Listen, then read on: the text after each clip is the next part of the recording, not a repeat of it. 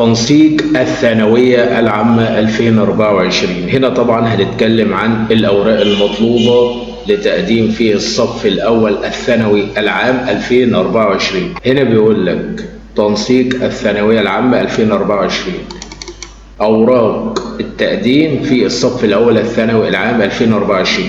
أول حاجة عشان تقدم في الثانوية العامة الصف الأول لازم يكون معاك أصل استمارة النجاح في الشهادة الإعدادية و3 صور منها. يعني يكون معاك أصل استمارة النجاح في بتاعة الشهادة الإعدادية و3 صور منها. أصل شهادة الميلاد و3 صور منها، يعني تجيب أصل شهادة الميلاد و3 صور منها. صورة من بطاقة الرقم القومي لولي الأمر. 6 صور شخصية للطالب أو الطالبة مقاس 4/6. ملف التقديم يحتوي على طلب الالتحاق والدمغات المطلوبة.